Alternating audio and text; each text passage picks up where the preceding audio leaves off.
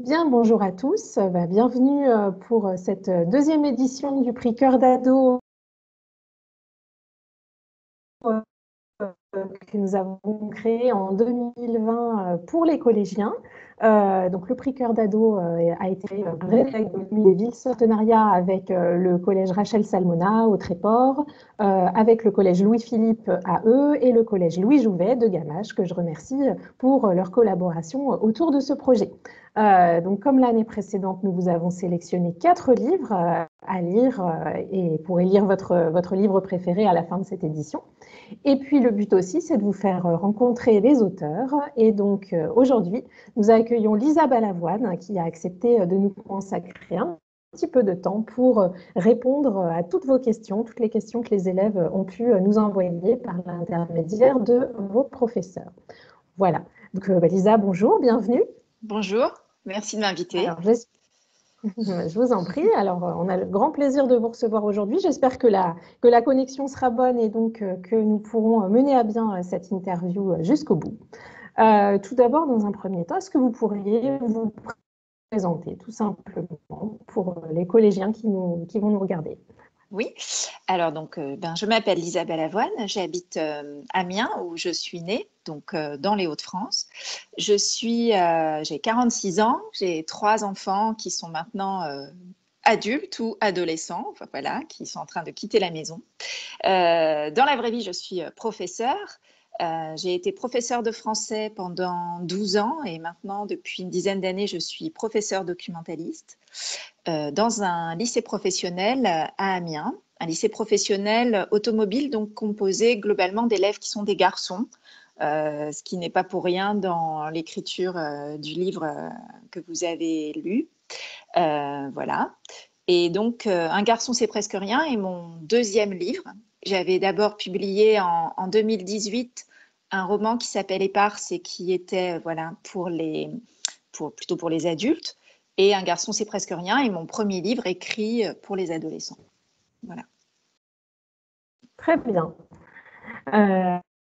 Donc, effectivement, il y avait Lison et Flavie au Tréport qui se demandaient si vous viviez du métier d'écrivain ou si vous aviez un autre métier. Vous venez de répondre à la question. Mais à quel âge vous avez commencé à écrire? Est-ce que c'est quelque chose que vous faites depuis longtemps, depuis l'enfance? Est-ce que c'est venu plus tard? Alors, moi, j'étais fille unique pendant au moins une dizaine d'années et mes parents étaient divorcés et j'avais 3 ans quand ils ont divorcé, donc j'ai été très vite assez seule. Et donc, j'ai beaucoup lu très tôt. C'est ma grand-mère qui m'a appris à lire quand j'avais 4 ans. Et j'ai lu et écrit très vite. Et donc, j'ai beaucoup écrit d'histoires, je pense, quand j'étais petite, pour me tenir compagnie, enfin, pour m'occuper, pour voilà, avoir des gens autour de moi. Et, et puis, à l'adolescence, j'ai beaucoup écrit aussi. Je tenais un journal intime, comme beaucoup d'ados, et j'écrivais beaucoup de poésie. Et puis ensuite, j'ai fait des études de lettres. Donc là, j'ai eu une autre écriture qui était une écriture, on va dire, universitaire. Voilà, j'adorais, enfin, j'ai fait plusieurs mémoires de maîtrise, de DEA, etc. Donc j'adorais ça, cette écriture-là. Ensuite, j'ai eu des enfants, donc j'ai arrêté d'écrire pendant cette période-là. Et puis à 30 ans, j'avais 3 enfants. Et là, je me suis dit, mais quand même, ça me titille encore. J'ai encore envie voilà, de raconter des choses et je me suis mise à tenir un blog. À cette époque-là, c'était un peu la mode des blogs. J'écrivais tous les jours, donc sur Internet. Hein.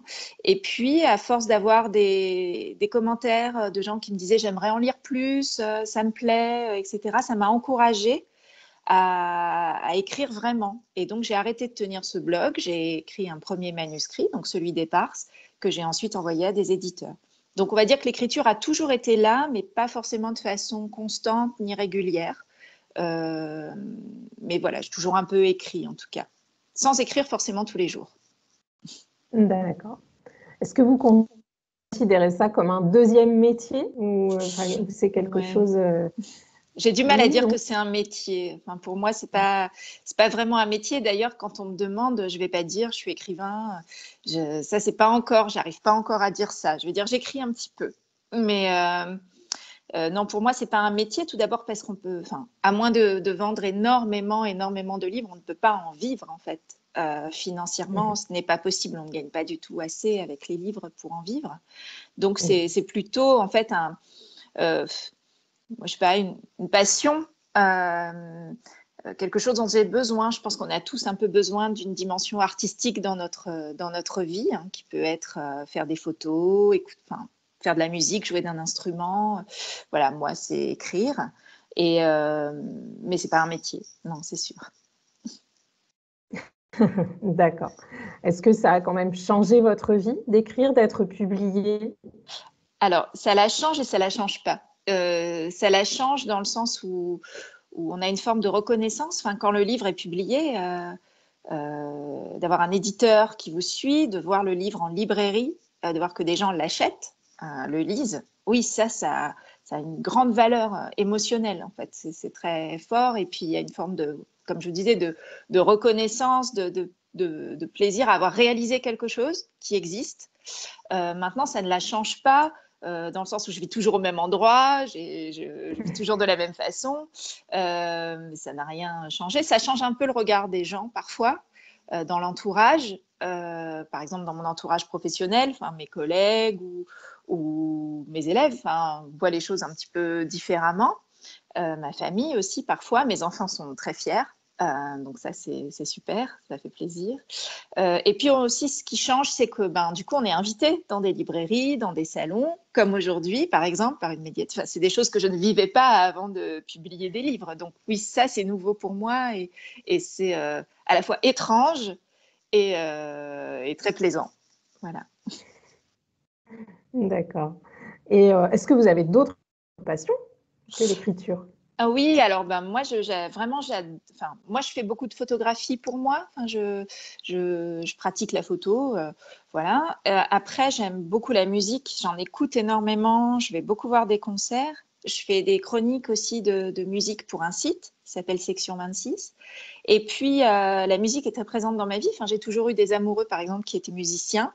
Et là, avec donc mon nouvel amoureux, on fait de la musique ensemble. Donc, moi, je chante, ma petite échelle. Et voilà, on essaie d'enregistrer un petit disque tous les deux. Donc, voilà, ça, c'est une autre de mes passions, on va dire. D'accord, très bien. Alors concernant l'écriture, les élèves avaient tout plein de questions, donc on va pas toutes les évoquer d'un coup parce Mais ça fait beaucoup. qu'on on va passer au contenu du livre lui-même. Mais ils voulaient quand même savoir si vous écriviez plusieurs livres à la fois. Voilà. Est-ce que quand vous écrivez, vous vous concentrez sur un texte ou est-ce que vous avez plein de petits vous en commencez un et puis vous avez peut-être un autre projet encore en plus voilà, comment vous gérez tout ça? Alors moi, il faut savoir que j'écris pas du tout le temps. Il y a le travail, il y a la vie de tous les jours. Donc, j'écris quand je peux. Donc, c'est pas forcément de façon très régulière. J'écris surtout le soir et pendant les vacances, en fait. Donc, par exemple, celui-là, Le Garçon, je l'ai écrit tout l'été 2019. J'ai commencé en juin, il a été terminé en septembre. Ça a duré à peu près 4 mois. Où je me suis concentrée vraiment sur ce texte-là. Mais j'en avais commencé un autre pour adultes avant, que j'ai laissé de côté et que j'ai repris là actuellement et sur lequel je travaille à nouveau maintenant. Et sinon, j'écris aussi de la poésie en même temps. Donc voilà, mais ça n'interfère pas. Je peux faire une pause dans un texte qui est bien parce que ça le laisse un petit peu reposer et je le reprends avec un regard neuf. Mais dans le cas du garçon, je l'écris vraiment d'une traite. C'est d'un seul coup et d'un seul jet, D'accord. voilà, en 4 mois à peu près, 3-4 mois, oui, je pense. Ça a été D'accord. facile, ce texte-là, ça a été rapide. Oui. Alors, d'où c'est venu justement cette idée de livre? Les élèves sont nombreux à poser cette question-là. On a Gabin en troisième, les élèves de cinquième. Voilà, il y a pas mal de monde qui se pose cette question. Mais oui, d'où ça vient? Alors, d'où ça vient? Au départ, c'est une commande. C'est-à-dire que moi, je ne pensais pas du tout écrire pour les adolescents. Mon premier roman était sorti pour pour les adultes, on va dire. Et je ne pensais pas. En plus, je suis professeure documentaliste, donc je lis souvent des livres pour adolescents. C'est mon travail. Et en fait, je me sentais pas trop capable de faire ça.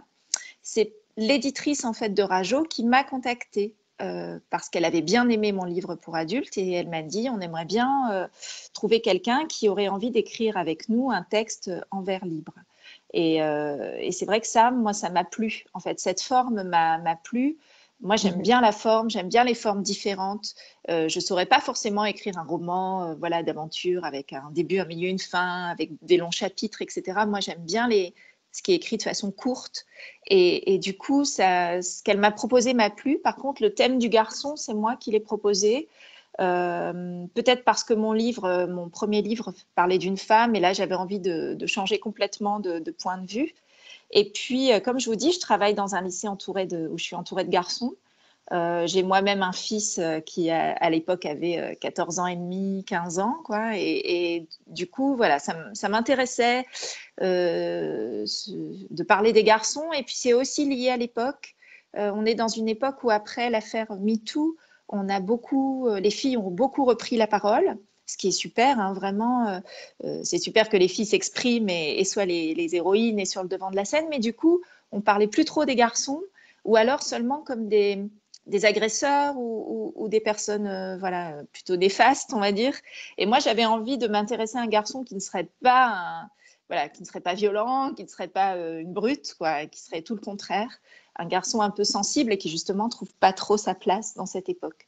Voilà, donc c'est à la fois une demande de l'éditrice et puis moi qui ai amené le sujet et c'est ce mélange-là qui a fabriqué ce texte. D'accord. Oui, vous aviez envie de montrer un personnage masculin c'est ce qu'on a l'habitude de voir. Et est-ce que c'est inspiré de faits réels ou quelle est la part de fiction et de réalité dans ce livre? Est-ce qu'il y a des faits particuliers qui vous ont amené à les mettre dans le roman ou est-ce que vous avez vraiment voulu créer ce personnage et que vous lui avez un de A à Z voilà. Ouais. Alors, je pense que il n'y a pas un fait en particulier qui m'a inspirée. Il y a le fait que de travailler dans un lycée, je vois des cas, par exemple, de harcèlement ou de garçons qui sont brutalisés par d'autres garçons, mais qui n'osent pas forcément le dire, etc. Et quand on est documentaliste, les élèves se confient beaucoup à vous. Donc, on a un statut un petit peu à part et qui fait que voilà, j'entendais beaucoup de choses. Donc, il n'y a pas un fait en particulier, c'est plus un faisceau d'événements qui ont pu m'inspirer pour créer, on va dire, une ambiance globale dans l'histoire. Et ensuite, le personnage de Roméo, je l'ai vraiment inventé, mais il me ressemble beaucoup. Je pense que j'étais beaucoup comme lui quand j'avais le même âge. Voilà, avec des parents avec qui je communiquais pas, je me sentais assez seule. J'écrivais dans mon coin. Cette solitude m'allait bien et en même temps, j'allais pas complètement bien. Donc, je pense que c'est ces sensations-là que j'ai eu envie de retrouver parce que même si j'ai pas du tout l'âge de Roméo, ce qu'on traverse à l'adolescence, c'est assez universel. Et les sensations, on les a toujours en nous. Enfin, on est toujours cet adolescent qui a grandi. Donc, j'avais voilà, envie de prendre un peu de choses qui étaient moi ou le ressenti de mes enfants, par exemple, hein, avec qui j'échange beaucoup. Hein. Voilà, des émotions qu'on peut tous avoir, hein, l'amitié, l'amour, retrouver, voilà, communiquer avec ses parents, trouver sa place dans la société, se demander ce qu'on va devenir plus tard. Toutes ces choses-là, on les a toutes traversées. Donc, voilà. Oui. Et le personnage de Justine, comment vous l'avez construit, ce personnage? Alors, en fait, il y a plusieurs choses. Il y a à la fois le fait d'avoir trouvé très vite ce prénom de Roméo qui est quand même un peu important parce que c'est à la fois un héros de la littérature classique qui a un destin tragique et en même temps qui est forcément associé à une histoire d'amour douloureuse. Et j'avais envie de jouer sur ce code-là. C'est pour ça qu'elle s'appelle Justine et pas Juliette. Mais qu'il y a quand même une petite référence voilà, avec le début du prénom qui se ressemble. Attendez, je vous arrête Oui, D'accord. la Ouais, connexion a excusez-moi, il y a eu bugué. un petit passage un petit peu, voilà. Je Donc, recommence, vous ferez des coupes. simplement, ouais, il y a eu le choix du prénom Roméo qui fait Ouais. référence à Roméo et Juliette. Et du coup, le prénom de Justine, vous avez Et mis un le prénom de regard, c'est… Justine, voilà, c'était de dire que je m'étais un petit peu inspirée de ça, en fait, mais en contrepoint. Je voulais quelqu'un aussi qui soit un peu le contraire de Roméo. Une jeune fille qui est très populaire, qui, voilà, a priori, est très heureuse, elle, dans son cadre au lycée, voilà, est reconnue, a des histoires d'amour, quelqu'un qui soit comme ça très lumineux, alors que Roméo est plutôt dans l'ombre. J'ai voulu jouer sur le contraste. Et en même temps, finalement, cette Justine, elle n'est pas si forte que ça. Elle aussi, elle a besoin d'aide. Elle aussi, elle a besoin qu'on s'intéresse à elle. Et finalement, ce qui m'intéressait, c'était de parler de l'entraide entre les gens. S'il y a un seul message dans ce livre, c'est quand même de parler, de trouver quelqu'un à qui parler. Ça peut être un ami de son âge, ça peut être un adulte, ça peut être ses parents. Il y a quand même beaucoup de choses autour du non-dit dans ce livre, du silence, notamment parental. Enfin, il y a quelque chose autour de... Si on se disait les choses tout le temps, sans doute ça irait mieux. Et c'est ce que Roméo aussi découvre au fur et à mesure du livre, c'est que parler, communiquer, trouver des gens autour de soi, être épaulé, fait qu'on vit mieux dans la vie. Voilà. Et par rapport au personnage de Justine, justement, par rapport à tout ce qu'elle vit, est-ce qu'il y a des messages que vous vouliez faire passer par rapport à son rôle de victime, justement, enfin, ce rôle de Oui. victime qu'elle endosse au milieu du livre. Est-ce qu'il y avait des messages particuliers que vous vouliez donner? Par exemple, est-ce que c'est pas à la victime d'avoir honte, par exemple, et Ah oui. comment elle se saisit de ce drame? Voilà. Oui, voilà. Ça, c'était vraiment important pour moi parce que c'est très difficile le harcèlement, hein. C'est des choses que je vois tous les jours dans mon travail, à plus ou moins forte dose, hein. Mais je crois que c'est très très important de comprendre que la victime n'est jamais en tort, quoi qu'elle fasse. Et même dans le cas de ce qu'on appelle un peu le revenge porn, dans le cas de Justine, c'est-à-dire avoir envoyé, enfin, là c'est à son corps défendant, c'est le cas de le dire, c'est filmé, elle n'est pas au courant, mais parfois c'est l'amoureux ou l'amoureuse qui va envoyer de lui-même, je ne sais pas, une photo, quelque chose comme ça, et après ça va se retourner contre lui. On n'est jamais en tort en faisant ça. Il faut avoir conscience que, bon, il ne faut pas non plus faire tout circuler, hein, surtout des choses qui relèvent de l'intimité, il faut faire attention, parce qu'on ne sait pas ce que ça peut devenir. Mais en tout cas, non, ce que je voulais, c'était un peu déculpabiliser aussi ce genre d'acte. On est libre de son corps, on est libre de ses actes à partir du moment où on fait mal à personne. Et il ne faut pas avoir honte de ça, au contraire. Et oui, il y avait ce message-là. Il y avait aussi le fait qu'il n'y a rien de choquant non plus dans la sexualité à partir du moment où tout le monde est consentant et conscient de ce qu'il est en train de faire. Et là, en fait, c'est vraiment une trahison, hein, en fait. Là, ce que subit Justine, c'est une trahison amoureuse, c'est une trahison et qui arrive très souvent en fait à notre époque où les réseaux sociaux ont pris toute la place. Et c'est vrai que ça aussi, c'est un problème pour cette génération qui parfois n'est pas conscient des enjeux et des risques. Quand on partage des choses sur les réseaux sociaux, on a l'impression que ça peut disparaître très facilement, mais non, ça reste là. Les images sont enregistrées, les textes aussi. Il faut faire attention à tout ça. Donc oui, ça, c'était peut-être ce que je voulais passer à travers ce qui arrive à Justine. Oui. Et finalement, vous avez bâti des personnages d'adultes qui jalonnent un petit peu tout ça et qui passent des messages. Moi, ce qui m'a frappé, c'est le rôle de la prof de français, par exemple, qui donne des questions de réflexion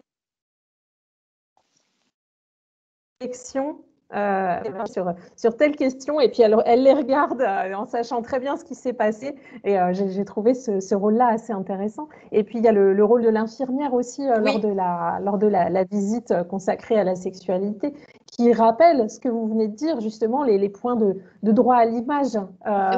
Au-delà de toutes les questions sur la sexualité, elle indique aussi que de projeter des images de quelqu'un, en plus, quand elles sont à caractère sexuel, sans son consentement, c'est puni par la loi. Et ça, c'est des rappels qui sont très importants à évoquer. Oui, oui, mais c'est aussi mon travail. C'est-à-dire que moi, en Alors, je tant que vous entends plus. professeur Oui, voilà, oui, en tant que professeur documentaliste, c'est c'est bon. aussi mon travail. Moi, Oui. c'est quelque chose que je rappelle souvent aux élèves, hein. Le droit à l'image, ce qu'on a le droit de faire, pas faire, de partager, faire attention à ce qu'on appelle l'identité numérique. C'est vraiment des choses sur lesquelles je travaille, moi, avec mes élèves. Donc, et puis, je travaille beaucoup avec l'infirmière de mon lycée aussi. Donc, voilà, Oui, c'est des d'accord. choses que j'avais un petit peu sous les yeux. Vous travaillez avec l'infirmière de votre Mmh. lycée justement pour mettre en avant toutes ces notions-là et puis essayer de les faire passer auprès des élèves. Est-ce que vous-même, vous avez déjà organisé justement ce genre de séance de discussion avec les élèves Moi, oui, parce qu'en plus, j'ai suivi une en particulier? formation. Vous avez donné des références? Oui, d'accord. Oui, oui, j'ai suivi une formation en fait pour pouvoir mener des séances autour de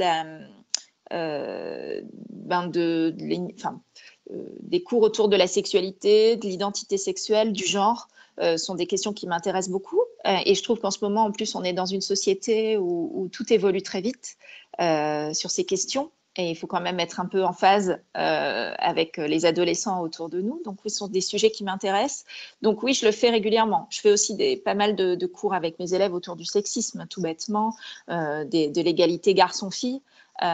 D'autant plus dans un établissement, moi, où je ne travaille qu'avec des garçons, il y a très, très peu de filles. Donc, c'est vraiment une question centrale dans mon établissement. Les garçons ne sont pas toujours très cool avec les filles. Donc, voilà, c'est des choses qui m'intéressent, oui. Ouais, d'accord. Et puis justement, il est très intéressant ce personnage de Roméo. Il y a vraiment des longs monologues où il explique comment il se sent, qu'il se sent pas comme les autres garçons, qu'il se sent en décalage, qu'il a un côté féminin, mais sans pour autant être homosexuel. Voilà, donc il y a une ambiguïté. Non, on peut pas dire une ambiguïté, on peut dire euh, plutôt un côté féminin qui existe, qu'il essaye d'assumer pleinement et de revendiquer pleinement. Et ça, j'espère que vous en rencontrez aussi dans votre lycée des garçons qui essayent de s'affirmer en tant que tels, mais différents des stéréotypes courants. Est-ce Bah, qu'ils vous ont inspiré assez peu. En fait, ils viennent me le dire parfois à assez moi, peu? mais ils ont du mal à l'assumer vis-à-vis d'un groupe qui, comme je vous le dis, hein, dans un lycée automobile, la virilité, elle prend toute la place, hein. C'est des garçons qui sont en bleu de travail toute la journée, les mains pleines de cambouis. La part féminine, ils l'explorent assez peu. Certains l'ont forcément, mais elle est un peu cachée. Mais c'était pour ça aussi que pour moi, c'était important que Roméo soit un personnage qui pourrait être n'importe qui. Je ne voulais pas que, par exemple, très vite, même dans la littérature de jeunesse, on associe un jeune homme sensible à son homosexualité. Moi, je n'avais pas envie de ça, tout d'abord parce que moi-même, je ne suis pas un garçon homosexuel et je ne me sentais pas capable de prendre leur parole. Enfin, voilà. Et puis, c'est pareil, je voulais qu'il ait une identité assez neutre. Il n'est ni riche ni pauvre. C'est pas non plus il vit dans un établissement, il est au lycée dans un établissement moyen, qui n'est pas une zone sensible, qui n'est pas non plus un établissement bourgeois. Je voulais que ce soit quelqu'un qui pourrait être n'importe qui. Il a en plus un style vestimentaire assez passe-partout. Voilà, il n'a pas de caractéristiques physiques particulières. Ça, c'était important pour moi, pour montrer que ça pouvait être voilà, quelqu'un qui nous ressemble à tous, qui a une forme en fait assez à laquelle on peut s'identifier facilement. Et c'était pas ça qui comptait pour moi. C'était pas cette différence physique ou cette différence, je sais pas, de couleur de peau ou particularité qu'il aurait. Non, je voulais vraiment quelqu'un qui pourrait être n'importe qui. Et c'était ça qui m'intéressait aussi dans ce personnage de Roméo. Et c'est aussi pour ça qu'il se questionne, puisqu'il se dit finalement, je suis qui, moi vers quoi je vais aller, je ne sais pas trop qui je suis moi-même. Et c'est, je crois, aussi une des questions de l'adolescence, hein, se trouver, réussir à voilà, accepter qui on est, comment on est, trouver le chemin vers lequel on a envie d'aller. Donc voilà, c'est ce qui m'intéressait dans ce personnage. Ouais, d'accord. Finalement, alors ce personnage, il trouve un petit peu son chemin. Alors, travers le fait d'aider Justine, ça a vraiment provoqué un regain de confiance en lui-même dans sa vie, et aussi à travers la musique, puisqu'il s'est initié à la basse tout seul, et puis il finit par trouver un groupe dans lequel il va s'intégrer. Et donc, la musique tient une grande place dans votre roman, finalement. Et donc, comment vous avez, comment vous avez choisi, parce qu'à la fin, donc, on a une liste, et puis même on les rencontre peut-être dans l'écriture de ce roman. Comment vous les avez choisis,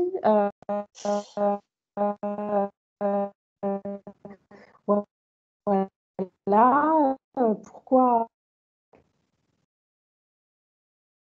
Alors moi, j'ai toujours écrit avec de la musique. Comme je vous l'ai dit, c'est très important dans ma propre vie à moi. Mon premier livre, déjà, même pour adultes, il y avait une playlist à la fin.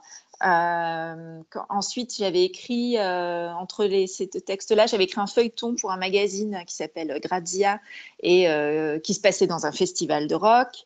Donc, c'est vraiment très important pour moi, la musique. Et je pense qu'aussi à l'adolescence, la musique, c'est un bon miroir de qui on est. On s'identifie souvent aux choses qu'on écoute, sachant qu'à l'adolescence, c'est très fluctuant. C'est-à-dire que j'ai écrit ce livre en 2019 et peut-être que les morceaux qui sont cités dedans sont déjà un peu périmés, en fait. Il y a quelque chose de très volatile dans la musique adolescente. Les rappeurs, etc., vont très vite passer. Enfin, très vite, c'est plus moderne. Enfin, il faut passer à autre chose. Donc, j'avais envie de mélanger à la fois une musique un peu intemporelle parce qu'elle est celle qu'écoute l'oncle de Roméo et qui lui fait découvrir, qui est plutôt du rock des années 70-80, et qui donc est déjà une musique qui finalement est toujours là dans notre société, et des choses que Roméo entend dans son quotidien, des groupes, on va dire, plus actuels, plus contemporains, ou la référence au texte de Eddie de Pretto au début, par exemple, sont des choses j'avais envie de mélanger ces deux époques musicales, de créer une ambiance à la fois intemporelle et contemporaine dans le texte. Et puis aussi, parce que je pense que la musique, c'est à la fois un endroit où on se réfugie quand on écoute. Moi, je vois tous les ados aujourd'hui avec leur casque sur les oreilles, donc je me dis qu'ils écoutent de la musique tout le temps, forcément. Et puis aussi, en jouer, faire partie d'un groupe, c'est aussi une façon de trouver son identité, sa place. Donc voilà, j'avais envie de mélanger ces deux aspects-là dans le livre. D'accord. Et donc, c'est cet oncle, finalement, qui tient ce magasin de musique, d'où il vient, ce personnage? Quel rôle vous avez lui faire jouer, à part justement lui faire découvrir les classiques du rock? Voilà. Est-ce qu'il tient une place particulière? Est-ce qu'il vous fait penser à quelqu'un? Alors, c'est vraiment pas un personnage que je connais, c'est-à-dire que je l'ai vraiment inventé. Voilà, moi, j'ai pas d'oncle comme ça. J'avais envie qu'il y ait un adulte homme dans l'entourage de Roméo qui puisse être pour lui une sorte de balise, enfin une sorte de référence, puisque son père ne tient pas ce rôle-là. Que ce soit quelqu'un de sa famille sans être ses parents, quelqu'un auquel à la fois pour qui il a une grande tendresse, et en même temps s'identifier complètement à lui parce qu'il a aussi ce regard sur son oncle en se disant mais mon oncle il est tout seul, il n'a pas, ses histoires d'amour n'ont pas fonctionné, il vit un peu dans sa bulle. Ce serait comme un adolescent qui n'aurait pas vraiment grandi, cet oncle, et en même temps les discussions qu'ils ont ensemble, qui sont des discussions a priori par moment qui partent d'un morceau de musique, etc., sont quand même assez profondes sur ce que c'est qu'être un homme, respecter les autres. C'est des petites choses qui reviennent ponctuellement dans le livre à intervalles réguliers, cette présence de l'oncle du début à la fin, qui distille un petit message dans la vie il faut être cool et en même temps respecter les autres. Et je pense que c'était un personnage qui m'intéressait comme une sorte de repère où Roméo va se réfugier régulièrement, parce que c'est une sorte de bulle tranquille pour lui. Et voilà, c'était cet oncle, j'ai aimé le construire, c'est un personnage qui m'a plu. Ouais. D'accord. et les parents de Roméo, justement. Effectivement, ce sont des parents assez distants, une mère qui lui pose plein de questions, mais qui en même temps ne lui donne pas beaucoup d'amour, etc. Pourquoi vous avez eu envie de lui bâtir un foyer comme celui-là, et mère qui a elle aussi justement eu un gros problème dans sa vie. Et voilà, pourquoi vous avez fait ce choix-là? Qu'est-ce que vous aviez envie de montrer à travers cette cellule parentale et puis ce personnage de la mère de Roméo? Alors, moi, je pense que là, j'y ai mis une part de moi-même qui a eu des relations, on va dire, très distantes, un grand silence dans la communication avec mes parents et qui me suis construite, j'ai l'impression, toute seule. Alors, l'histoire des parents de Roméo n'est pas du tout l'histoire de mes parents, mais cette absence de communication a toujours été présente dans ma propre enfance et dans mon adolescence. C'est quelque chose qui, du coup, est important pour moi et j'ai du mal du coup, à construire des familles qui vont bien dans mes histoires. Enfin, je choisis toujours voilà, ce genre de fond. Néanmoins, ce que j'ai voulu raconter, c'était aussi d'essayer de justifier ce silence, d'essayer de l'expliquer, puisque finalement, la mère de Roméo va expliquer ce qui lui est arrivé et donc lui, il va comprendre à ce moment-là sa mère. C'était aussi pour parler un peu des secrets de famille. Je pense que dans nos histoires, on a tous parfois des secrets de famille à des degrés divers et que le silence, en fait, garder le silence ne résout jamais rien. Je pense que si la mère de Roméo lui avait parlé beaucoup plus tôt, ils auraient pu tisser un lien différent. Et encore une fois, c'était pour moi, hein, parler de l'importance du dialogue, que ce soit à l'école, dans la famille. Je pense que c'est important de de parler à ses parents. Parfois, on ne comprend pas nos parents. Enfin, quand on est ado, on ne comprend pas nos parents. Ils nous semblent à 15 000 kilomètres de nous.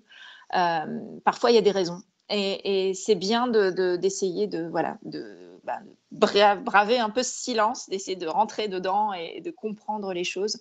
Voilà, donc, et je voulais aussi que Justine, contrairement à Roméo, a des parents apparemment très cool, très à son écoute. Pour autant, quand elle a ce qui lui arrive, son souci de harcèlement, elle ne se tourne pas vers eux. Et c'est vrai qu'il y a quelque chose aussi de... Parfois, on a une famille qui va bien, on a une famille qui ne va pas bien. Les choses ne sont pas forcément plus simples. Voilà, pour moi, ce qui comptait, c'était de montrer aussi que c'est important de parler dans la cellule familiale. Justine devrait parler à ses parents de ce qui lui arrive, elle ne le fait pas. Les parents de Roméo devraient lui parler de ce qui leur est arrivé, ils ne le font pas. Je pense qu'il faut, voilà, il faut se parler. C'était ce que j'avais envie de dire. D'accord. Ok. Voilà. Et est-ce que ce qui arrive à Justine, quelque part, facilite aussi le travail à Roméo quand il apprend ce qui est arrivé à sa mère? Est-ce que c'est un pont qu'on peut faire entre les deux?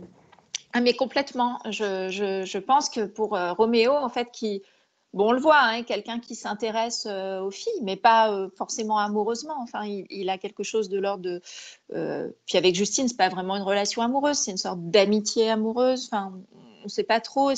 L'intérêt n'est pas qu'il y ait une histoire d'amour d'ailleurs entre eux, mais voilà, Roméo, il a cette sensibilité quand même qui est ouverte vers les autres et vers le féminin. Et du coup, oui, c'est important pour lui, voilà, découvrir ce qui est arrivé à sa mère lui fait aussi prendre conscience qu'il ne veut pas que ça arrive à d'autres jeunes filles ou jeunes femmes de son entourage. Et du coup, ces histoires, forcément, elles ont des connexions entre elles.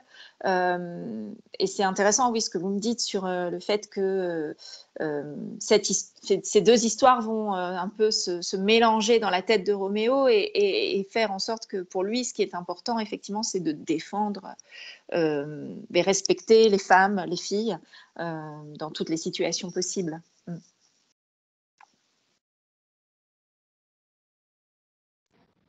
Vous avez justement d'adolescents après la publication de ce livre. Est-ce que vous avez des garçons, des filles qui sont venus vous voir pour vous dire voilà, oui, moi je me suis retrouvée dedans, moi pas trop. Voilà, quel retour vous avez eu du public?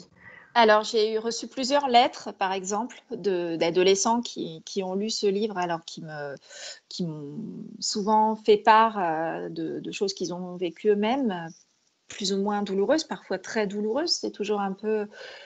et que le livre les a aidés. Alors ça me fait vraiment plaisir de voir qu'un roman peut leur apporter du soutien à ce moment-là. À chaque fois, ce que je leur réponds, c'est quand même d'essayer de trouver un interlocuteur à qui confier ce qu'ils me disent pour avancer, parce que moi, je ne peux pas être cet interlocuteur.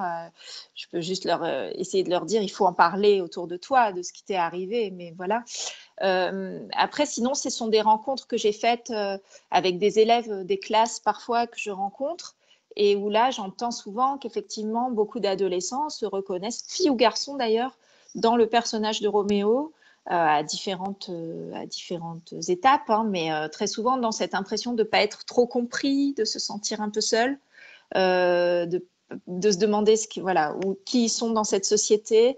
Voilà. Oui, ça, j'ai eu souvent ce genre de retour. Et ça me fait très plaisir d'ailleurs, parce que quand on écrit un livre, on ne sait jamais hein, comment il va être reçu, lu, entendu. Et effectivement, voir que des gens se retrouvent dans le personnage, ça me fait vraiment, vraiment très plaisir. Et par rapport au choix du titre, rien, parce que ça interpelle quand même, et il est autant question de garçons que de filles dans ce livre. Donc Oui. pourquoi ce titre-là? Alors, c'est pas le premier titre que j'avais, c'était un titre qui vient d'une chanson, c'était Chercher le garçon. Que j'aime beaucoup, j'aime beaucoup et la chanson, et j'aimais l'idée que Roméo cherche le garçon qui est en lui en fait, mais on n'a pas pu le prendre parce qu'il existe déjà, il y a des histoires de droit, donc on n'a pas pu utiliser ce titre. Et ensuite du coup j'ai relu le livre, on a cherché le titre à la fin, et j'ai proposé une liste de titres à mon éditeur. Il y avait Un garçon, c'est presque rien était dans ces titres. C'est celui qu'ils ont tous aimé dans l'équipe de chez Rajo. Ils m'ont dit, nous, c'est ça. Donc, moi, ça m'allait. Parce que c'est ce que ressent Roméo. Il a l'impression d'être presque rien aux yeux des autres. Et forcément, c'est un titre ironique. Un garçon, c'est jamais presque rien. Comme une fille, c'est jamais presque rien non plus, au contraire. Donc, c'est un titre qu'il faut prendre voilà, à différents degrés. C'est ce que ressent Roméo sur lui-même et ce n'est pas ce qu'il est. Voilà. Et puis, ce que j'aimais bien sur la couverture, quand ils ont travaillé la couverture, donc les graphistes de chez Rajo, c'est que le presque rien s'efface. On ne le voit pas beaucoup, le rien, en fait, sur la couverture. Et du coup, je trouvais ça intéressant, cette idée de l'effacement du personnage dans ce titre, alors que l'histoire va nous montrer le contraire. En fait, Roméo, c'est beaucoup de choses. Voilà, c'est pas presque rien. D'accord. Et donc, pour revenir à la manière dont vous avez écrit le livre, du coup, alors vous nous dites que vous avez mis 3 ou 4 mois, c'est ça? Oui. Vous avez mis l'été 2019, très rapide, finalement. Vraiment, oui. Ouais. Quelles ont été les grandes étapes de l'écriture? Comment vous avez construit tout ça? Voilà, parce que ça va vite finalement Mais je pense que la ce délai de forme, 3 mois. ouais, c'est pas du tout le cas, surtout. Enfin là, par exemple, ce que j'ai écrit, ça fait 2 ans que je suis dessus, donc c'est pas du tout le cas pour tous les livres. Je pense que là, la forme, en fait, s'y prêtait vraiment. C'est-à-dire que j'ai vraiment construit ce livre comme une sorte de scène, presque des scènes de cinéma ou des photos. Je sais pas, il y a la scène au réfectoire, il y a une répétition, il y a la scène dans la boutique de l'oncle, il y a voilà, comme des photographies en fait successives, comme des polaroïds en fait de la vie de Roméo. Et du coup, je visualisais les scènes et après je les écrivais d'un jet. Il y a eu très peu de retravail sur ce texte. On a très peu corrigé en fait. Il y a parfois des scènes qu'on a supprimées parce qu'elles se ressemblaient trop. Et puis d'autres qu'on a ajoutées quand l'éditrice me disait mais là il faudrait qu'il y ait un petit peu d'action. Alors bon, je réfléchissais à une scène qui apportera un peu d'action. Moi je suis un peu contemplative. J'aurais pu me satisfaire juste de scènes où Roméo réfléchit et pense à lui et sa vie. Donc il fallait quand même qu'il y ait des choses qui se passent.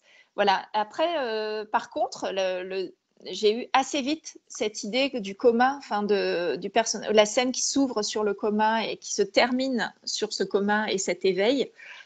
Pour moi, c'était voilà. Une fois que j'avais ça, ça a été facile de construire l'ensemble du livre. Ça a été assez rapide. Ouais. Et donc, il y a des élèves qui demandent, votre style leur a fait penser à de la poésie, bien évidemment, et ça leur a fait penser au slam. Voilà, est-ce que vous avez pensé à ça en écrivant? Et les élèves aimeraient aussi savoir si vous préférez le slam ou le rap ou la poésie. Voilà. Alors, moi, je lis beaucoup de poésie et j'en écris, donc c'était une forme qui me plaisait par nature, on va dire. J'écris moi-même assez facilement comme ça, en faisant des rimes parfois, même sans m'en rendre compte, des rimes internes, des jeux de répétition. J'aime bien répéter les choses, j'aime bien les énumérations. Donc ça, c'est des choses que j'ai retrouvées et que j'avais plaisir à faire. Alors, moi, j'écoute pas forcément beaucoup de rap. Ou alors du rap de vieux, j'écoute NTM ou des choses comme ça, mais ça c'est ma génération. Par contre, j'ai un fils qui écoute beaucoup de rap, donc du coup j'écoute aussi, ou j'entends, on va dire, ce qu'il écoute. Notamment, je sais pas, L'Homme Pâle par exemple, c'est quelqu'un que j'aime beaucoup écouter, mais c'est parce que mon fils l'écoute, donc je l'entends par, on va dire, je Par suis ce que mon... Voilà, cohabitation. c'est ça. Après, du slam, en fait, le truc, c'est pas forcément le slam, moi, quand j'écris, je me relis toujours à voix haute pour voir si ça sonne, enfin, comment ça sonne. Et c'est vrai que j'aime bien l'idée qu'on puisse lire à voix haute les textes. Donc, du coup, peut-être que, voilà, par je sais pas, transparence, ça devient une forme de slam, mais moi, j'en écoute pas particulièrement. Par contre, au lycée, en tant que prof, j'ai déjà fait venir des slammeurs pour travailler avec mes élèves. Donc, je les ai vus travailler, vu comment ils écrivent, etc. Et puis, ce qui m'intéresse, c'est beaucoup quand même le quotidien, les petites choses du quotidien. Et c'est aussi ce qu'on retrouve dans le slam, des choses de la vie de tous les jours. Donc, voilà, peut-être qu'il est là, le lien entre les deux. Ouais. Oui, d'accord. Et donc, est-ce que... alors, du coup, aussi, est-ce que vous écrivez de la chanson, puisque vous disiez que vous étiez en train de travailler sur un Non. album aussi de Ouais, votre... ouais, Non, non, ça c'est mon pas amoureux quelque chose qui vous tente? qui Ah. écrit les paroles de chansons pour l'instant. Mais je trouve ça très bien que ce soit lui qui le fasse. Non, moi, je pourrais peut-être le faire, mais ça m'est pas venu. Puis peut-être aussi parce que j'ai déjà pas beaucoup de temps pour consacrer à mes textes et à ce que j'écris pour moi, qui sont des textes quand même dans la longueur. Je me suis pas mise à écrire des textes de chansons, mais adolescente, je le faisais. J'écrivais voilà, des textes de chansons pour une amie qui avait un groupe. Mais je les écrivais en anglais. Enfin, j'écrivais pas de textes des paroles en français. Mais finalement, ça me va comme ça. Je cherche pas non plus à le faire. D'accord. Donc, pour finir avec les questions des élèves sur l'écriture, on avait Zoé au Tréport en troisième qui voulait vous demander si vous aviez besoin d'être dans un endroit précis pour écrire vos livres ou vos brouillons. Voilà, enfin pour comment vous travaillez à travers la journée. Voilà. Franchement, j'ai besoin d'être seule et dans le silence. Alors, ce qui est très, très bizarre parce que j'écoute beaucoup de musique tout le temps, mais quand j'écris, il faut vraiment qu'il n'y ait pas de bruit, en fait. Par exemple, je sais que j'ai des amis écrivains qui me disent « Ah, mais moi, j'écris dans les transports en commun, j'écris au café, entouré de plein de gens. » Bon, quand les cafés sont ouverts. Moi, non, non, je peux pas du tout faire ça.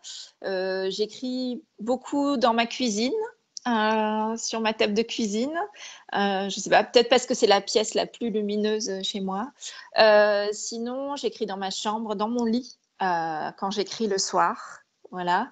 Mais souvent, quand je finis un livre, ça a été le cas pour le premier, ça a été le cas pour Roméo et ce sera sans doute le cas pour le troisième.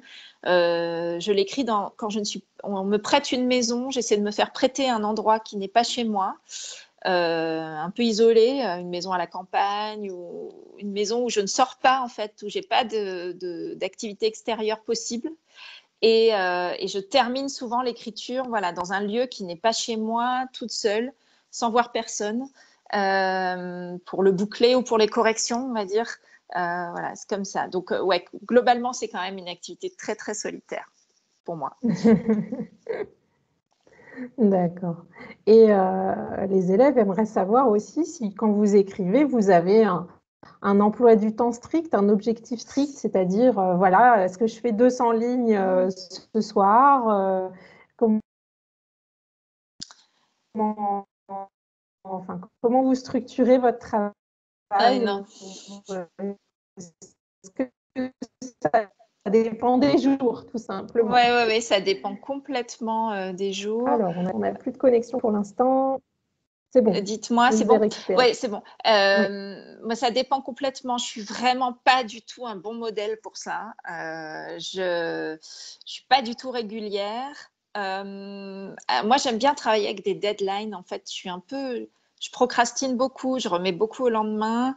Et par contre, si je sais que je dois terminer pour une date précise, là, soudain, je carbure, enfin, je sais pas comment dire, je pars d'un coup.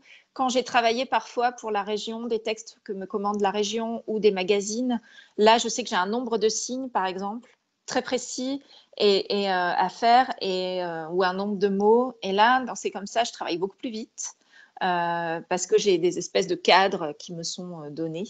Mais pour les romans, j'ai vraiment pas de méthode. Enfin, il y a des jours où j'écris beaucoup. Je sais pas, par exemple, la semaine dernière, pour le roman sur lequel je travaille, je me suis mise à écrire à 22 heures et soudain, je me suis rendu compte qu'il était 6 heures du matin et que j'avais toujours pas quitté mon écran et j'avais pas du tout vu le temps passer et j'étais même pas fatiguée. Mais par moment, ça va être au contraire, je peine vraiment pour écrire un paragraphe. Donc, j'ai pas de règle du tout. Voilà. J'écris souvent quand même, souvent par flow, c'est-à-dire que je vais avoir un moment où ça va partir et j'écris un long moment et puis je retravaille assez peu. Enfin, je, je réfléchis parfois longtemps avant à ce que j'ai envie d'écrire et quand je l'écris d'un seul jet. Enfin voilà, c'est un peu comme ça. Mais c'est pas du tout une méthode, hein. Non, non, d'accord. Et on a eu Nicolas en troisième au Tréport qui se demandait si être soutenu moralement, ça pouvait aider à faire progresser l'histoire. Donc, quels ont été vos soutiens? Quels sont vos soutiens quand vous écrivez? Ben, je sais pas Voilà. Et si. Ouais. puis, il voulait aussi savoir si votre humeur pouvait influencer ce que vous étiez en train d'écrire. Est-ce que finalement, ça peut faire bouger un petit peu les lignes? Oui, sans doute. Par exemple, la période du confinement, le premier confinement où on était complètement enfermés, on avait assez peur de ce à quoi nous attendre, c'est vraiment une période où je ne pouvais plus du tout écrire. J'étais complètement paralysée et je sais que j'ai discuté avec beaucoup d'amis écrivains pour qui c'était la même chose. Donc, on va dire l'humeur extérieure, le monde extérieur influait vraiment beaucoup sur nos capacités à inventer, à écrire, à être dans l'imagination. On n'y arrivait plus du tout. Donc, on va dire l'ambiance extérieure, oui, peut influer quand même sur nos capacités à écrire. Mais globalement, comme je vous l'ai dit, c'est une activité très solitaire et c'est pas que j'ai pas de soutien, puisque j'ai des enfants, j'ai des amis, j'ai des éditeurs, une équipe. Un livre, c'est toujours une équipe. Donc, c'est pas qu'il n'y a pas de soutien, mais au moment où on écrit, on est quand même très seul. Donc, mais c'est une solitude qui nous va. Enfin, c'est pas une solitude qu'on subit, c'est une solitude qu'on choisit. Du coup, à ce moment-là, on n'a pas forcément besoin de soutien. On a surtout besoin de se faire un petit peu confiance nous-mêmes. C'est pas toujours facile, mais il n'y a pas de soutien extérieur à ce moment-là. Le soutien, ça va être plutôt après, c'est-à-dire quand le texte il est fini. Voilà, les éditeurs, le travail qu'on va refaire sur le livre, et puis ensuite, les libraires, les bibliothécaires, les lecteurs, voilà, tous ces gens-là qui comptent en fait pour porter le livre en fait quand nous on l'a terminé et qu'il est loin de nous. Oui, ça c'est des super soutiens. Ouais. Donc, finalement, oui, dans la relecture, enfin, le travail est fondamental. Est-ce que l'éditeur, là, vous a fait changer beaucoup de choses? Enfin, on a parlé du titre, bien sûr, mais sinon, Ouais. dans le contenu en lui-même, il y a Non, eu pas une adhésion tellement. tout de suite par rapport à la commande? Oui, ouais, vraiment tout de suite. Et puis, non, on n'a pas vraiment retravaillé. Enfin, c'était des détails, hein. Parfois, c'était changer un mot. Mhm. Voilà, je travaillais avec moi. Comme je vous dis, c'était mon premier texte pour les adolescents. par Oui. moment, voilà, mon éditrice qui a l'habitude me disait non mais là ta phrase, par exemple quand je faisais parler les personnages, elle me disait non mais là ta phrase elle est trop adulte par exemple, change certains mots ou reformule-la. Voilà, c'est vrai qu'il y avait des moments où mon discours il était peut-être un petit peu trop mature, on va dire, par moment, même si j'ai pas l'impression d'avoir essayé de devenir une adolescente moi-même quand j'ai écrit ce texte. Mais par moment, voilà, il y a eu des petits changements de mots. Mais c'est du détail, on n'a pas tellement retravaillé. Oui. Mhm. Est-ce que vos enfants, par exemple, vous ont fait un retour sur ce texte? Alors, mes filles l'ont lu, Oui. toutes les deux. Mon fils ne l'a pas lu, mais mon fils, il lit pas, même si le livre lui est dédié, parce qu'il est dédié à Marius, hein, mais il l'a pas lu, mais il se balade toujours avec, c'est-à-dire qu'il l'emmène pour le montrer à ses copains et tout ça. Il est assez fier, mais il ne veut pas le lire. Mais je pense que c'est compliqué peut-être de lire ses parents, hein. C'est pas quelque chose de très simple. Par contre, mes filles qui sont plus âgées, un petit peu plus âgées, parce qu'elles ont, quand il est sorti, elles avaient 20 et 18 ans. Elles ont beaucoup aimé, ouais, toutes les deux. D'accord. Un jour, il le lira. S'il Ah est oui, toujours sans doute, avec, sans ça va doute, venir. sans doute. Il lit beaucoup par ailleurs, mais en ce moment, il est plutôt, là, il a 16 ans et il est plutôt en train de lire des classiques en ce moment, Balzac, Zola, tout ça. Donc, j'en suis assez loin. Donc, voilà, je crois qu'il a envie de ça pour le moment. Ça viendra peut-être. D'accord. Bon, vous nous dites que vous travaillez sur un prochain livre, toujours pour les adolescents? Alors là, C'est non, votre prochain je projet. repasse en adulte. Voilà, donc le prochain livre sera un roman normalement pour adultes, sachant qu'on n'a pas tellement de visibilité sur les dates en ce moment de sortie. Les éditeurs sont débordés. Tout le monde a écrit pendant le confinement, donc ils ont beaucoup, beaucoup de manuscrits qui leur sont arrivés. Donc je ne sais pas du tout quand ça sortira. Je suis en train de le terminer. Peut-être l'année prochaine ou celle d'après. Sinon, je travaille aussi sur un recueil de poèmes avec une illustratrice.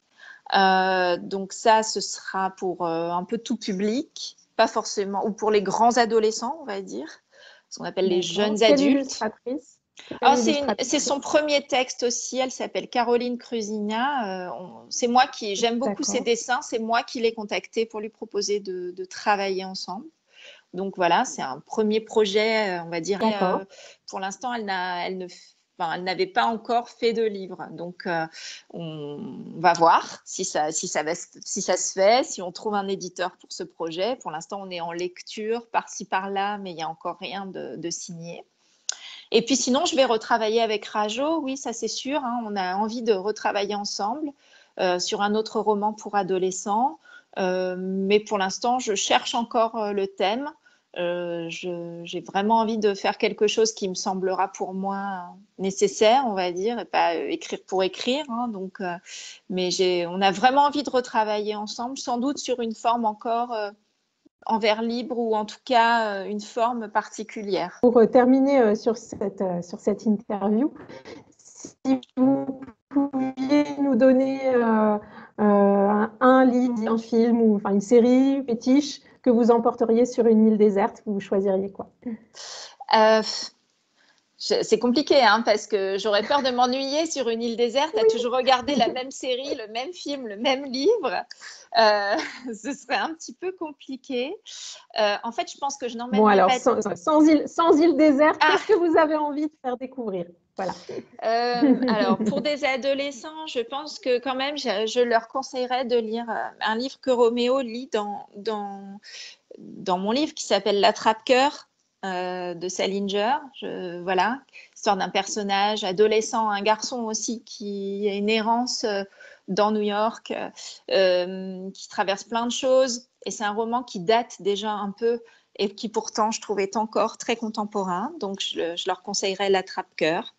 Ensuite, en série, s'ils ne l'ont pas vu dans les mêmes thématiques que Roméo, je leur conseillerais la série qui s'appelle Sex Education, qu'on peut voir sur Netflix, qui a déjà 2 saisons, mais qui est vraiment super. Et, euh, et sinon, je leur conseillerais, je sais pas, d'écouter David Bowie, voilà, de toute époque. Oui. Voilà. D'accord. Et puis, si vous deviez prodiguer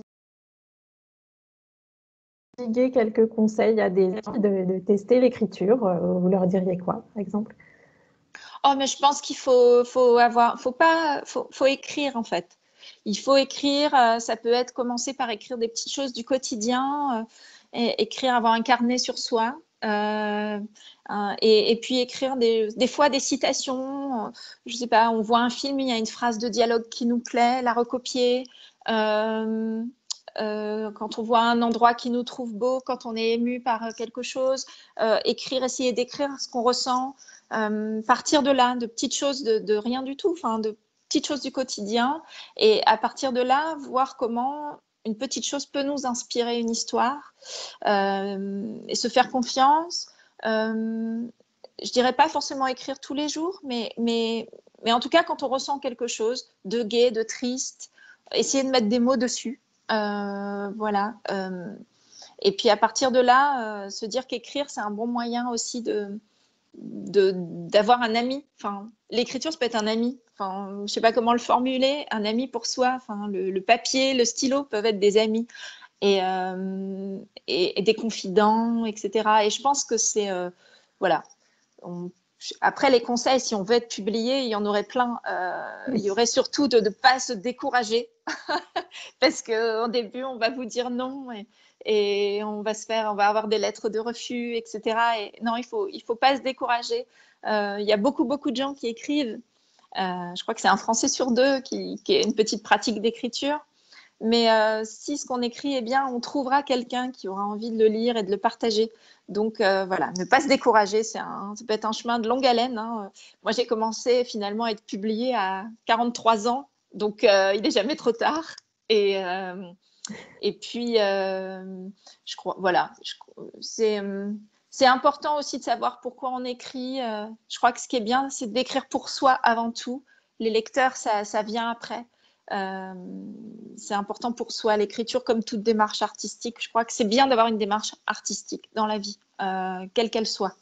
Même faire du skate, ça peut être artistique. Donc, c'est bien, en fait, de pratiquer une forme d'art. Voilà, dans son quotidien, ça ouvre d'autres horizons. D'accord, très bien. Bon, bah, merci beaucoup, Lisa, d'avoir accepté de répondre à toutes ces questions. Bah, l'interview touche à sa fin maintenant, donc je voudrais remercier tous les élèves qui ont envoyé les questions et Ouais, tous merci beaucoup voilà, à tous eux les parce qu'elles étaient professeurs de super. français et les documentalistes qui se sont mobilisés pour accompagner les élèves justement sur ce projet et puis qui se sont associés à toutes les bibliothèques pour faire cette sélection, des années d'existence. Voilà, donc bah, vraiment un très très grand merci. On va saluer tous les élèves qui ont pu écouter cette interview et puis bah, donc j'espère qu'on aura l'occasion de découvrir prochainement vos prochains projets. Voilà. Bah, merci Donc, d'avoir invité. merci beaucoup. Et puis, je vous en prie. Et donc, à bientôt pour tous les élèves pour une prochaine interview avec Natacha.